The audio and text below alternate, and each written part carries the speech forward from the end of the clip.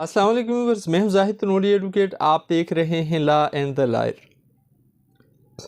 Law graduate, lawyer, advocate, barrister, attorney, solicitor, public prosecutor, government pleader, advocate general, assistant advocate general, attorney general, additional attorney general, assistant attorney general और advocate on record,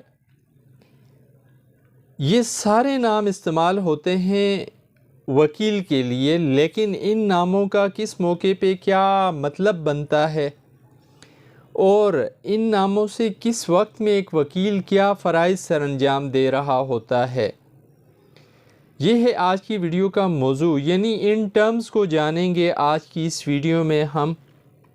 लेकिन इससे पहले कि मौजू को ज़ेर बहस लाएं, अगर आपने चैनल सब्सक्राइब नहीं किया हुआ तो चैनल सब्सक्राइब करें, वीडियो लाइक करें, बेल आइकन प्रेस करें ताकि अवेयरनेस के हवाले से हर नई आने वाली वीडियो का नोटिफिकेशन आप तक पहुंच सके। व्यूअर्स, जब भी कोई शख्स कानून की डिग्री हासिल करता है, लॉ की डिग्री हासिल करता है, LLB करता है, तो उसको कहा जाता है लॉ ग्रेजुएट। अब इसको बाज़-औक़ात लॉयर भी कहा जाता है, यानी कानून का इल्म रखने वाला शख्स। यही लॉयर जब किसी बार एसोसिएशन में अपने आप को इनरोल्ड करता है, बार एसोसिएशन में जो बताया गया तरीका होता है ट्रेनिंग करने का, वो तरीक़ाकार अख्तियार करके ट्रेनिंग मुकम्मल करता है, तो फिर इसे बार एसोसिएशन लाइसेंस जारी करती है। किस बात का? एडवोकेसी का, एडवोकेट के तौर पे काम करने का, अदालतों में पेश होने का, अदालतों में पेश हो के मुकदमात लड़ने का।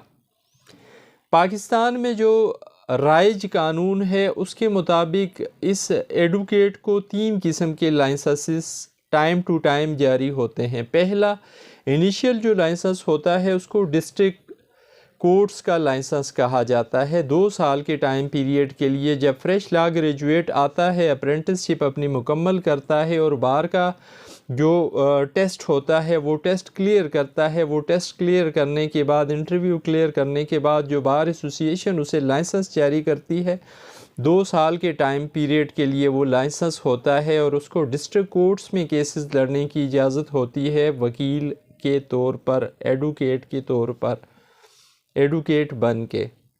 अब 2 साल का टाइम पीरियड गुजारने के बाद फिर हाई कोर्ट के लाइसेंस के लिए ये वकील साहब अप्लाई करके लाइसेंस हासिल कर सकते हैं हाई कोर्ट का।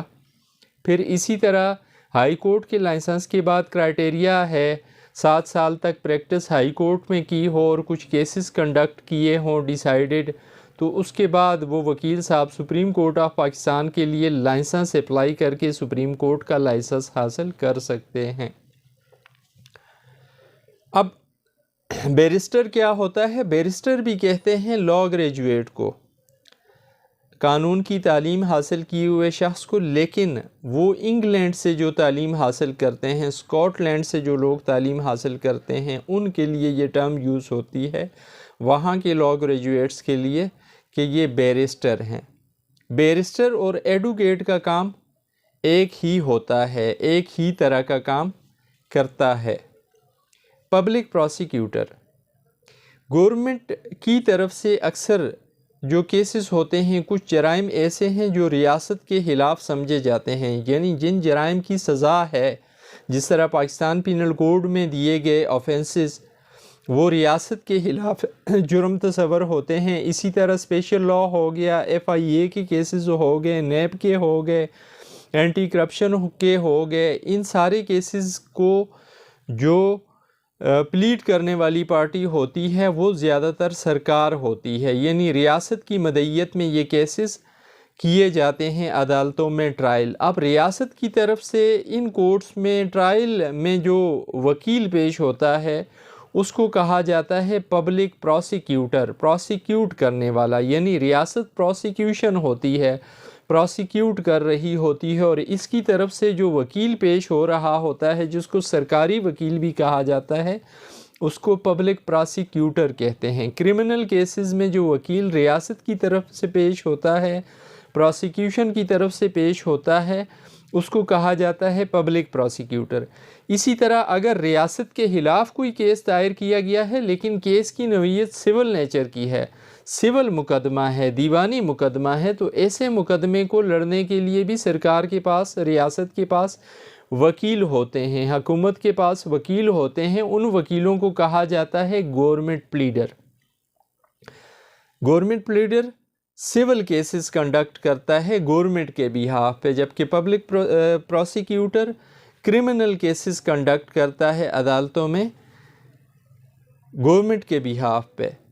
एडवोकेट जनरल सूबे का सबसे बड़ा ऑफिसर होता है जो रियासत को पेश करता है, रियासत को रिप्रेजेंट करता है हाई कोर्ट्स में, यानी सूबे का वकील होता है। इसकी तैनाती गवर्नर करता है। गवर्नर की तरफ से सूबाई हुकूमत के नुमाइंदे के तौर पर एडवोकेट जनरल पेश होता है अदालतों में, हाई कोर्ट्स में, सुप्रीम कोर्ट्स में या और कोर्ट्स में, जहाँ जहाँ भी ज़रूरत होती है उसको पेश होने की। एडवोकेट जनरल को असिस्ट करने के लिए बाज़ औक़ात असिस्टेंट एडवोकेट जनरल्स भी होते हैं, क्योंकि काम ज़्यादा होता है और रियासत के ख़िलाफ़ ज़्यादा मुकदमात दायर किए गए होते हैं या रियासत बाज़ औक़ात मुकदमा दायर करती है, तब भी वो एडवोकेट जनरल ही के ज़रिए वो मुकदमा दायर किया जाता है। और अगर रियासत के ख़िलाफ़ कोई हाई कोर्ट में मुकदमा आता है तो उसमें भी दिफा रियासत का, सूबाई हुकूमत का, सूबाई रियासत या सूबाई हुकूमत का वो करने वाला शख्स जो होता है उसे कहा जाता है एडवोकेट जनरल। और उसकी जो मुआवनत कर रहा होता है या बाज़ औक़ात उसकी जगह पे जो पेश हो रहा होता है वकील, उसे कहा जाता है assistant advocate general. Attorney general कहा जाता है उस ऑफिसर ऑफ द गवर्नमेंट को जो वफाकी हुकूमत की तरफ से पेश होता है सुप्रीम कोर्ट ऑफ पाकिस्तान में या किसी सूबाई हाई कोर्ट में, वफाक को पेश करने के लिए, वफाक का दिफा करने के लिए या वफाक की तरफ से कोई मुकदमा दायर करने के लिए। इसे असिस्ट करने के लिए अटॉर्नी जनरल को, क्योंकि अटार्नी जनरल ने बहुत सारे केसों में पेश होना होता है, रियासत के ख़िलाफ़, वफाकी हुकूमत के ख़िलाफ़ बहुत से मुकदमात होते हैं। हर हाई कोर्ट में तकरीबन लोग मुकदमात दायर कर रहे होते हैं या वफाकी हुकूमत को मुकदमात दायर करने पड़ते हैं। तो फिर इसलिए असिस्टेंट अटार्नी जनरल को असिस्ट करने के लिए और बाज़ औक़ात एडिशनल अटार्नी जनरल भी तैनात किए जाते हैं सदर पाकिस्तान की तरफ से। एडवोकेट जनरल तैनात करता है गवर्नर किसी भी सूबे का, जबकि attorney general, assistant attorney general और एडिशनल अटार्नी जनरल की तैनाती होती है सदर पाकिस्तान की तरफ से। सदर पाकिस्तान तैनाती करता है इनकी वफाकी हुकूमत को रिप्रेजेंट करने के लिए या वफाकी हुकूमत की तरफ से केसेस करने के लिए अदालतों में।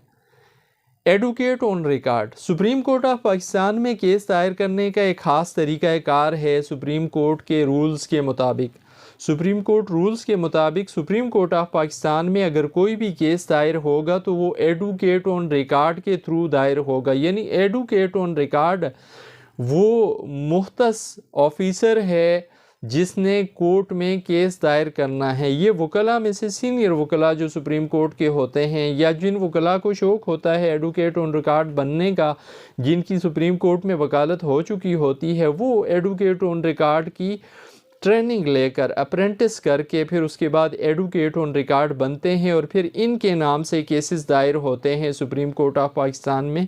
बाकी वकला भी सुप्रीम कोर्ट ऑफ पाकिस्तान की केसेस जो दायर करते हैं सुप्रीम कोर्ट में, वो इन्हीं एडवोकेट ऑन रिकॉर्ड की तवस्सुत से, इनकी खिदमात के ज़रिए, इनके नाम के साथ दायर करते हैं। यानी एडवोकेट ऑन रिकॉर्ड के बग़ैर, एडवोकेट ऑन रिकॉर्ड की मुआवनत हासिल किए बग़ैर सुप्रीम कोर्ट ऑफ पाकिस्तान में कोई पिटीशन, कोई अपील, कोई रिवीजन या कोई रिट दायर नहीं होती। ये थी आज की वीडियो जिसमें हमने वकील मुख्तलिफ़ हैसियतों में मुख्तलिफ़ मौक़ों में क्या क्या ड्यूटीज़ परफॉर्म करता है और किस मौके पे इसे किस नाम से मुखातिब किया जाता है, इस हवाले से बात की। उम्मीद है ये वीडियो आपके लिए मुफीद रहेगी और आपकी मालूमात में इजाफ़े का बाइस बनेगी। आखिर में गुजारिश, अगर आप चैनल पर नए हैं, आपने चैनल सब्सक्राइब नहीं किया हुआ और आप चाहते हैं कि इस तरह की मालूमाती वीडियोस के नोटिफिकेशन आप तक आते रहें, तो उसके लिए आप चैनल सब्सक्राइब करें, वीडियो लाइक करें, बेल आइकन प्रेस करें, ताकि अवेयरनेस के हवाले से हर नई आने वाली वीडियो का नोटिफिकेशन आप तक पहुंच सके। ज़िंदगी रही, फिर बात होगी, किसी नए मौजू के साथ हाज़िर होंगे। इजाज़त दीजिए, अल्लाह हाफिज़।